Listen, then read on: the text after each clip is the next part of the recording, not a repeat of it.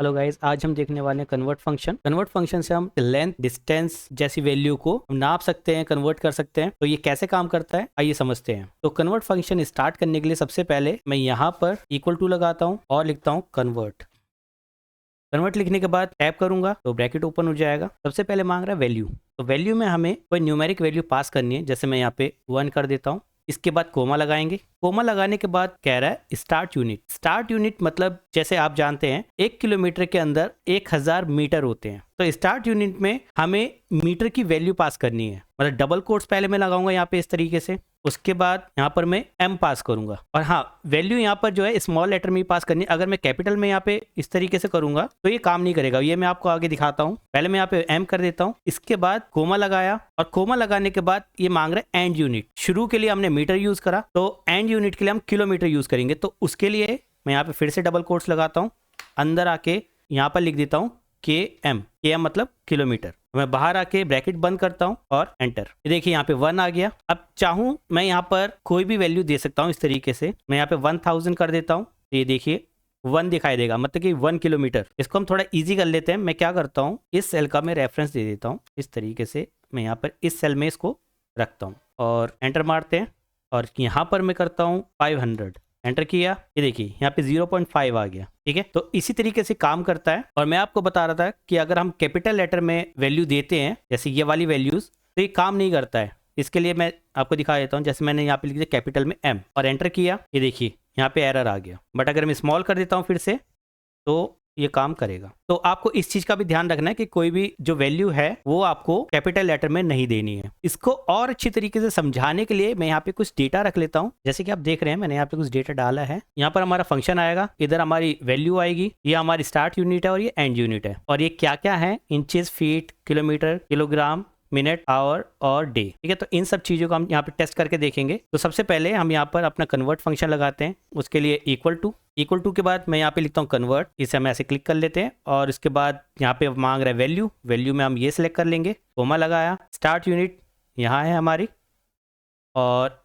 And unit यहाँ है। तो इसको मैं ब्रैकेट बंद कर देता हूँ और एंटर। ये हमारा 1 आ गया। ये 1 क्यों आया है, क्योंकि 2.54 सेंटीमीटर मिलकर 1 इंच बनाते हैं, तो इसलिए यहाँ पे 1 आया है। तो इसको मैं क्या करता हूँ, इस फॉर्मूले को मैं नीचे ड्रैग कर लेता हूँ इस तरीके से। ये मैंने ड्रैग कर लिया, तो यहाँ पे सभी के लिए अभी 1 आ गया है, क्योंकि मैंने एग्जैक्ट वैल्यू डाली है जिससे 1 आए। तो बाकी हम इन सब वैल्यू को चेक करके देखेंगे। अब मैं यहाँ पे 2.54 की जगह 3 कर देता हूँ, एंटर किया। ये देखिए यहाँ पे वैल्यू चेंज हुई है। इसके बाद नीचे मैं आपको करके दिखाता हूँ। अब यहाँ पर मैंने 12 लिखा है। 12 क्यों लिखा है, क्योंकि 12 इंचेस बन के 1 फीट बनता है, तो यहाँ पर इसलिए 1 दिखा रहा है। तो मैं अब इसको यहाँ पे कर देता हूँ 15 और एंटर किया। ये देखिए यहाँ पे 1.25 आ गया। इसी तरीके से मैं बाकी वैल्यूज को भी चेंज करता हूँ। देखिए उसी के हिसाब से हमें रिजल्ट मिलता रहेगा। अब मैंने यहाँ पे जो वैल्यू दी है वो दी है मीटर्स में, मतलब 1000 मीटर। अगर मैं यहाँ पे चेंज करता हूँ, मैं सपोज यहाँ पे कर देता हूँ 2000, तो यहाँ पे वैल्यू आनी चाहिए 2।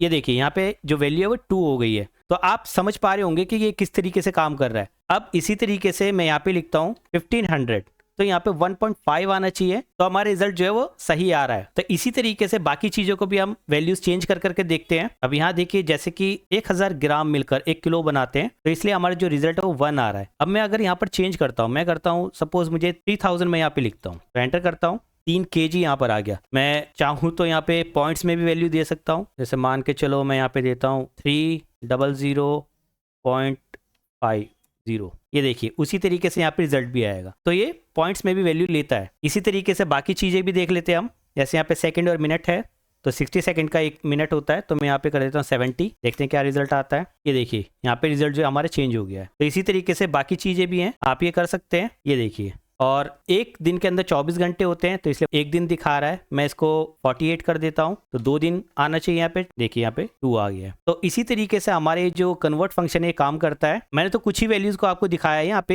लेकिन कन्वर्ट फंक्शन के अंदर बहुत सारी यूनिट्स हैं जो आप यूज कर सकते हैं। उसके लिए आप हमारे फंक्शन में जाइए और यहाँ पर आप इसको चेक कर सकते हैं। लर्न मोर पे क्लिक करेंगे और यहाँ पर आपको सभी चीजें दिखाई दे जाएगी। ये देखिए, और ज़्यादा डिटेल में आप यहाँ से पढ़ सकते हैं और समझ सकते हैं। तो आई होप आपको ये समझ में आया होगा कन्वर्ट फंक्शन किस तरीके से काम करता है। अगर वीडियो अच्छी लगे तो लाइक एंड सब्सक्राइब करें और कमेंट करें। तो इस वीडियो में इतना ही, मिलते हैं नेक्स्ट वीडियो में।